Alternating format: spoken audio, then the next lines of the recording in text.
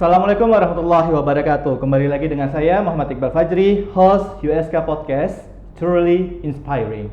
Hari ini kita mau ngebahas nih tentang BI. Tahu kan BI, Bank Indonesia, regulator perbankan dan bersama OJK di Indonesia untuk bisa mengatur keuangan dan lain sebagainya. Nah, kita kedatangan tamu yang sangat spesial, yaitu Kepala Perwakilan Bank Indonesia Provinsi Aceh. Kita sambut Pak Agus Husaini. Apa kabar, Pak? Baik, alhamdulillah. Alhamdulillah. Jadi kesini agak padat, Pak, jalanan, Pak? Alhamdulillah lancar sih. Alhamdulillah Kalau di lancar. Aceh aman deh. Aman, Pak ya.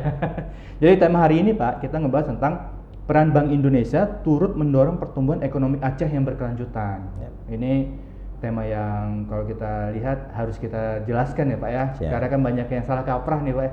Antara BI, OJK itu banyak salah kaprah di masyarakat.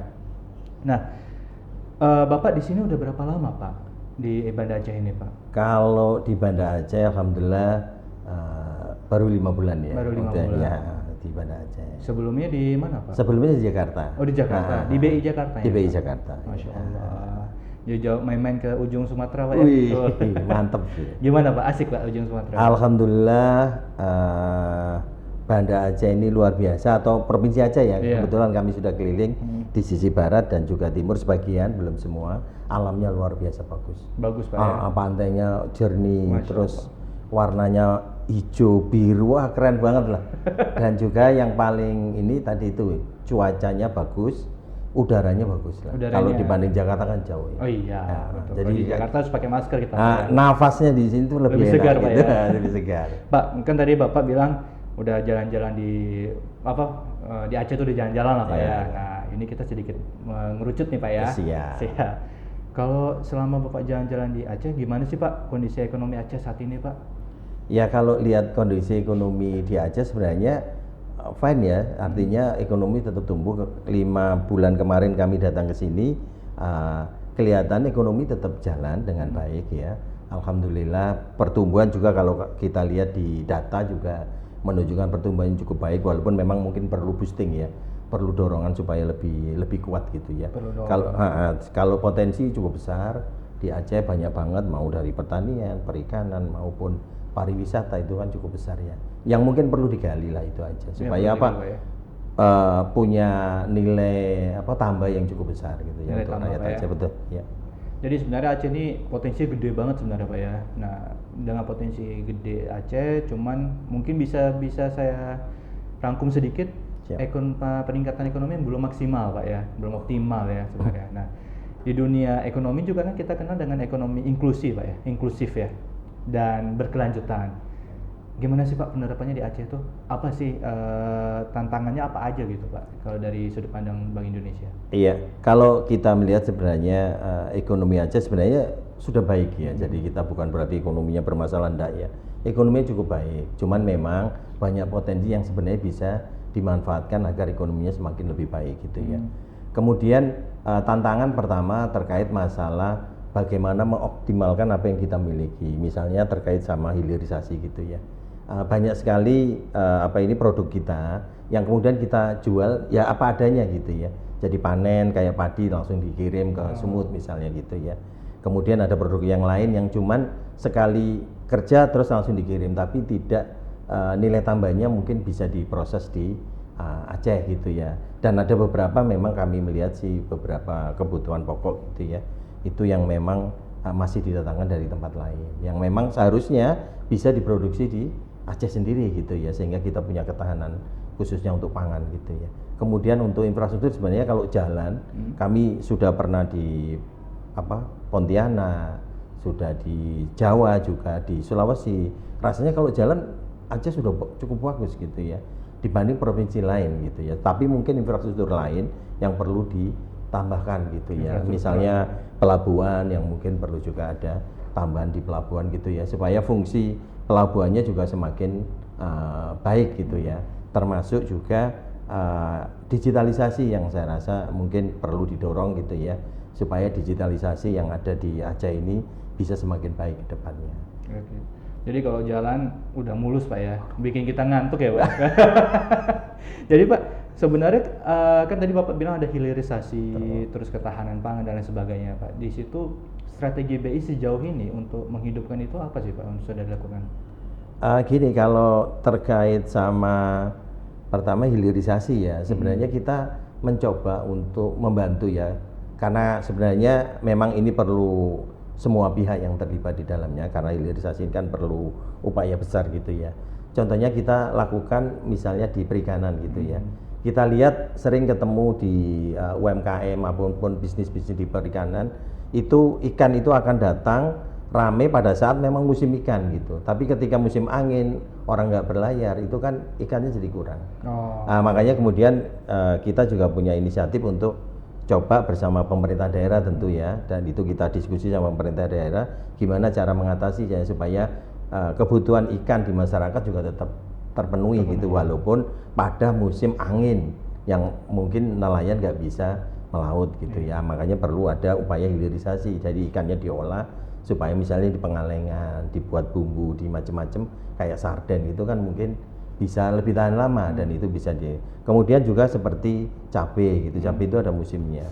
Nah, cabai pun bisa kita olah, makanya kita bisa bantu ke UMKM atau industri-industri untuk terkait bagaimana mengolah hasil yang dilakukan oleh yang dihasilkan oleh teman-teman di Aceh ini bisa lebih lama gitu ya, sehingga nilai tambahnya juga kita dapat, dan pada saat itu nggak panen musim tanam misalnya kayak cabai, cabainya masih ada gitu.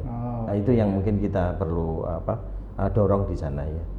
Jadi kalau masalah cabai, ikan, hasil alam, Pak ya, itu kan sesuai dengan, kalau kita bilang sesuai default ya, Pak ya. Kalau lagi ada rame, kalau lagi sepi sama sekali cari cabai pun susah gitu, Pak ya. Nah, cabai ini agak-agak unik nih, Pak. Kita kan masyarakat yang terkenal dengan suka kepedesan, suka banget sama pedes gitu.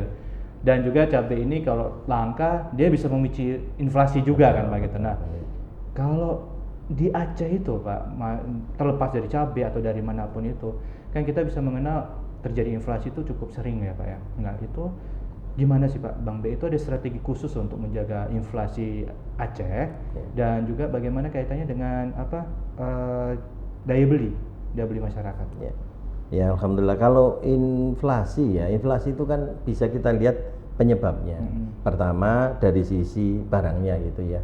Barang ini ada mungkin bisa kita lihat dari sisi produksinya di dalam Aceh sendiri cukup atau tidak gitu ya. Yang kedua masalah distribusi. Nah, ketika produksinya kurang ya mungkin perlu kita tingkatin produksinya. Ya kita mungkin kerjasama sama universitas gitu ya, untuk melihat misalnya menghasilkan benih yang lebih produktif gitu ya, kemudian mengatur pola tanam dan macam-macam. Kemudian yang kedua masalah distribusi. Nah, distribusinya terganggu nggak sampai ke tempat atau ke konsumen. Biasanya kita akan mencoba untuk menjembatani ya terkait sama distribusi. Ya, misalnya di daerah tempat ya, misalnya ada daerah yang panen di sana melimpah tapi ada yang kekurangan. Nah, ini kan masalah distribusi. Dan ini yang diratakan, yaitu melalui kerjasama antar daerah, sehingga distribusinya bisa merata di seluruh Aceh gitu ya.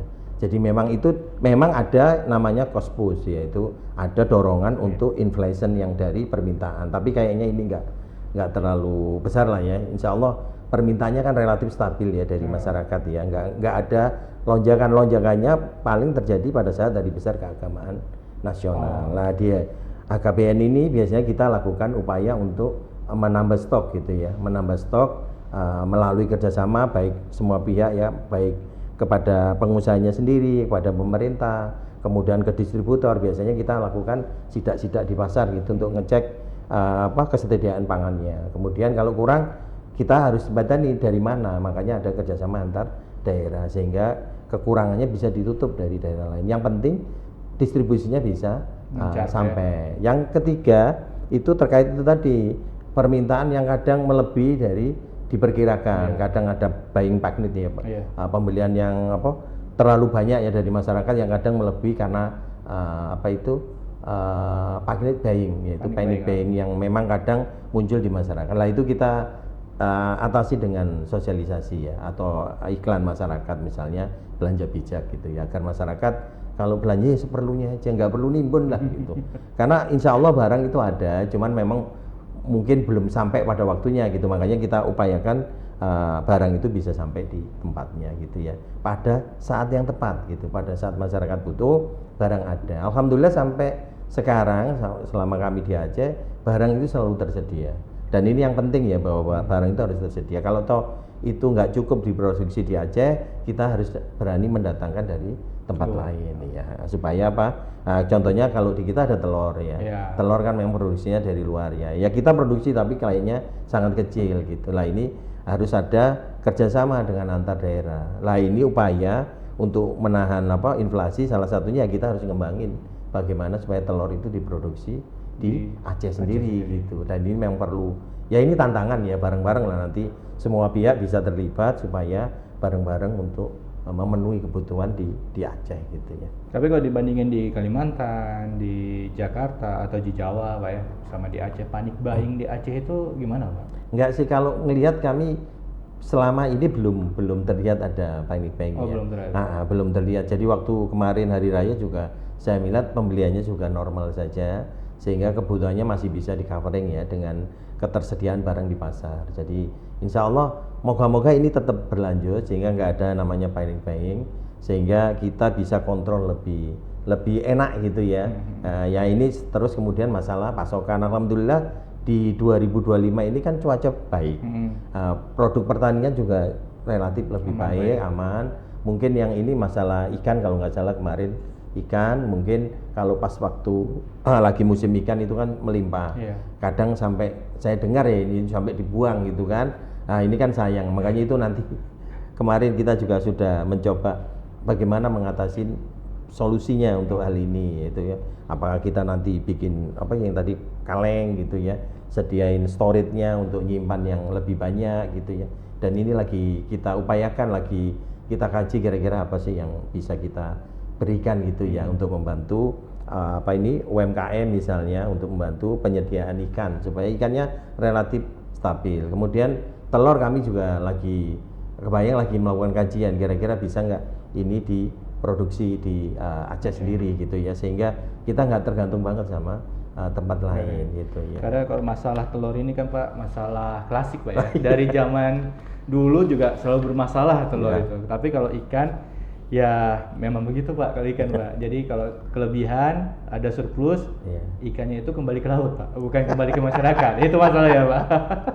Nah, kalau di lebaran di hari raya keagamaan itu kan biasanya kalau di luar Aceh kita kan mengenal ada Nyepi dan ada Imlek lain sebagainya. Kalau di hari-hari di luar Idul Fitri dan Idul Adha, apakah di Aceh sama Pak kejadiannya Pak?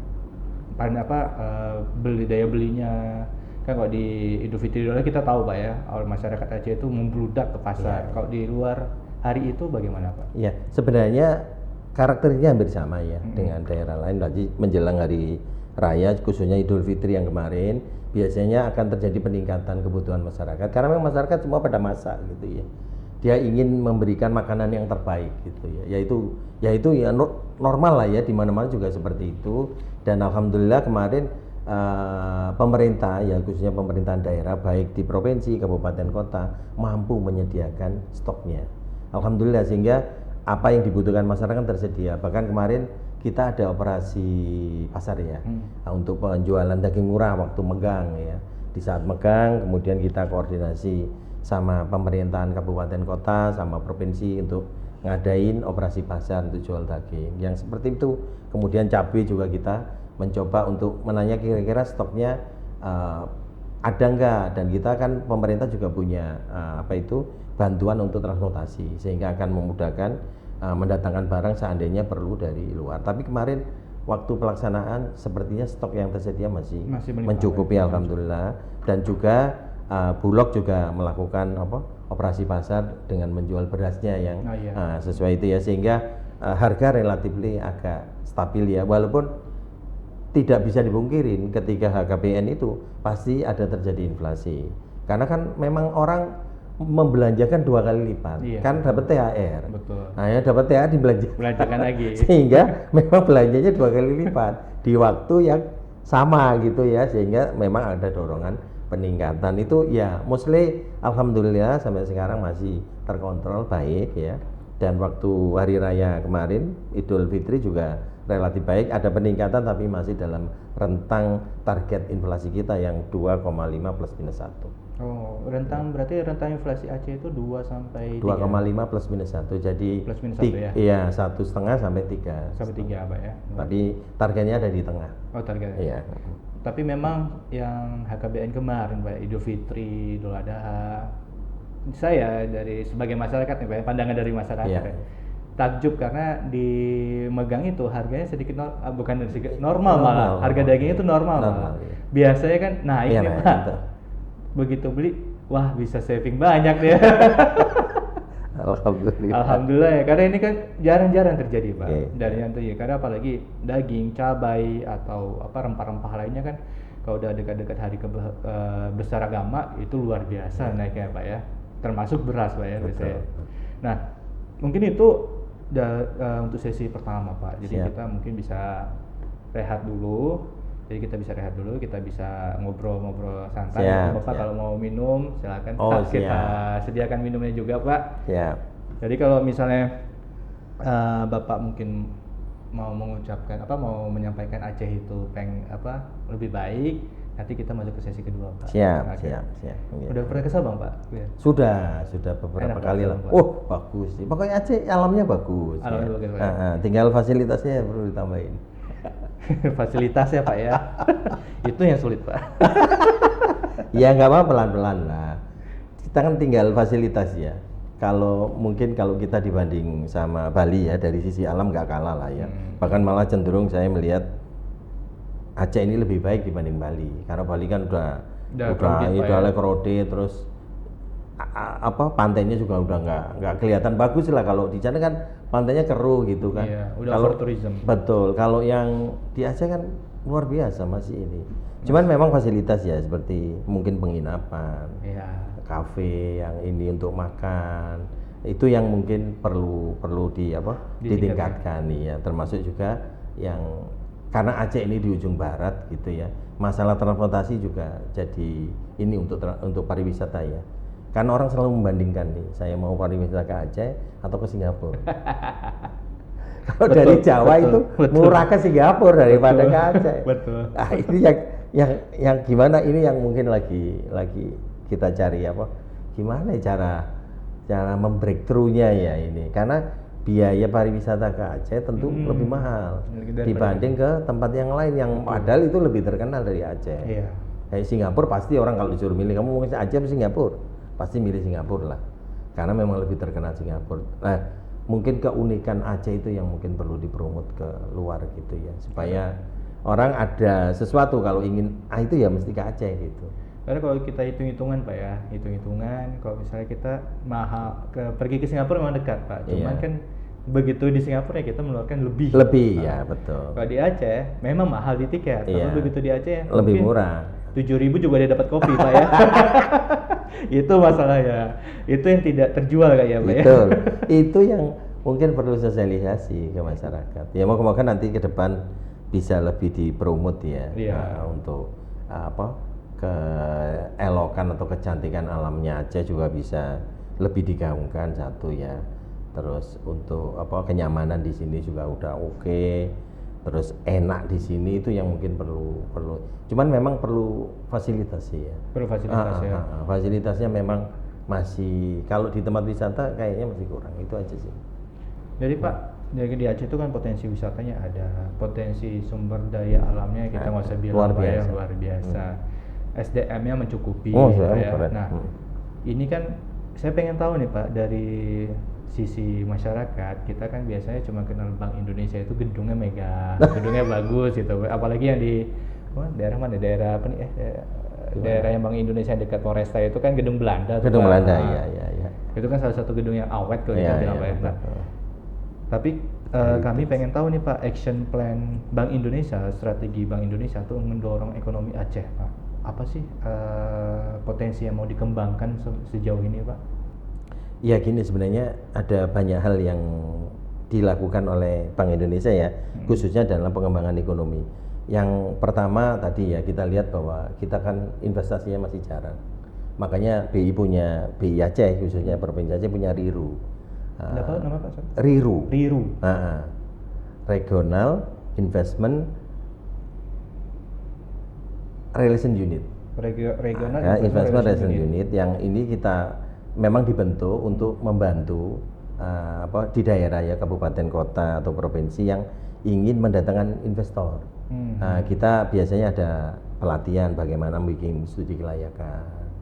Kemudian kita juga bantu untuk mempromotkan apa potensi yang ada di daerah untuk ke investor baik domestik maupun internasional. Jadi kita punya forum ya untuk ketemu investor baik di dalam negeri maupun di luar negeri. Nah itu biasanya kita ajak supaya mengenalkan peluang bisnis di Aceh. Nah itu biasanya akan ada investor yang datang tuh. Memang selanjutnya ya terserah Pemdanya gitu ya. Kan tindak lanjutnya kan harus ditindaklanjutin setelah itu bilateral meeting gitu ya antara mungkin investor sama Pemdanya.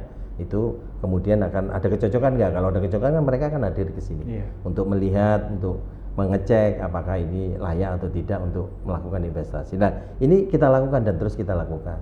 Kemarin tuh kita ada 16 project ya yang ada di Aceh, yang ada di list kami, yang itu yang kita promotkan ke macam-macam ya. Kalau misalnya ada pangeran di Singapura, di London gitu ya, di Timur Tengah itu kita mintakan masuk di sana. Supaya apa? Supaya dikenalkan, supaya nanti ada yang tertarik. Kalau ada yang tertarik, nah itu bisa masuk. Itu dari sisi investasi ya kita upayakan. Kemudian dari sisi pengembangan di dalam negeri, kami itu ada pengembangan UMKM. UMKM ini memang kami berharap ini bisa kuat gitu ya.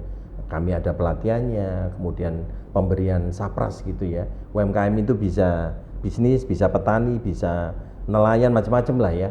Ya itu bisa ada peralatannya. Kemudian juga kita arahkan untuk digitalisasi. Tujuannya apa? Untuk meng-create ekonomi yang ada di Aceh. Ya supaya ada perputarannya semakin kuat lah atau semakin kencang gitu ya. Yang berikutnya mengenai hilirisasi itu tadi ya, ini sama ya dengan UMKM tadi. Di dalamnya harapnya ada pengolahan. Jadi dari sisi produksi misalnya cabai, apakah terus dijual gitu aja, kan perlu diolah juga. Nah proses di situ kita juga lakukan pelatihan, ngasih sarana-prasarana gitu ya, termasuk marketing ya. Kita upayakan untuk membantu dalam pemasaran gitu ya. Supaya apa? Supaya binaan ini bisa tumbuh gitu ya. Kemudian kita juga harapannya memang kalau untuk BI sendiri, karena salah satu tugas kita itu menjaga nilai rupiah, yaitu mengenai ekspor. Kalau ekspor itu memang ada kepentingan BI juga di dalamnya ya, supaya apa? Cadangan devisa kita naik. Makanya kita arahkan UMKM yang gede, yang kuat, kita arahkan supaya dia bisa ekspor. Nah kita bantu juga bagaimana ekspor, pelatihannya seperti apa, kemudian kita temukan dengan buyer juga gitu ya. Kita ikutkan ke pameran-pameran gitu ya, baik di dalam negeri maupun di luar negeri. Contohnya yang kopi gitu ya, yang di Gayo itu kita ada binaan juga yang mungkin kita bisa bawa ke internasional gitu ya. Nanti kita temuin supaya dia punya buyer dari beberapa negara. Nah itu ekspor bisa jalan, tapi itu bagi yang gede ya, karena nggak semua UMKM bisa ekspor, karena ekspor itu butuh ya pertama keberanian, produksinya harus konsisten, terus quality, karena orang di kita itu kadang kalau sudah ini lupa, kualitasnya turun. Nah ini yang selalu kita ingatkan ketika sudah masuk ke tahap ekspor, karena sekali kita salah udah nggak akan dipercaya lagi ditinggal, gitu. Pak, ya? Sulit. Nah itu yang sering kita sampaikan ke teman-teman yang di UMKM ini yang kita lakukan. Untuk pariwisata pun kita ingin ya, kami juga berharap nanti bisa masuk gitu ya di pariwisata untuk membantu bagaimana memajukan pariwisata di Aceh, tentu ya dengan kultur yang ada di Aceh lah kita ya, karena ikut di sana gitu ya. Biasanya kita bentuk Pok Darwis, biasanya itu kelompok sadar wisata yang di daerah, yang kemudian mereka sebagai penggerak wisata di sana. Wisata desa, Pak ya? Betul, mau desa, mau di pantai, terserah. Yang penting ada teman kelompok yang punya niat gitu untuk ngembangin pariwisata. Di situ nanti, karena BI sendiri kan nggak mungkin juga mengelola wisatanya kan. Kami akan memberikan pelatihan, memberikan bantuan ya, macamnya apa aja lah ya, supaya untuk mendorong pariwisata yang ada di Aceh gitu. Karena lihat potensinya besar, sayang sih kalau nggak dikelola dengan baik. Jadi ada RIRU, Pak ya? Ya. Ada RIRU, terus ada bantuan ekspor juga. Ya. Nah, ini buat penonton yang mau investasi, mau dapat investor, mau dapat pengalaman dan pembekalan, silakan hubungi BI aja deh lebih baik. Jadi mungkin kita break sebentar Pak ya. Siap. Kita break sebentar. Mungkin nanti Bang Sakti akan memberikan minuman kayaknya.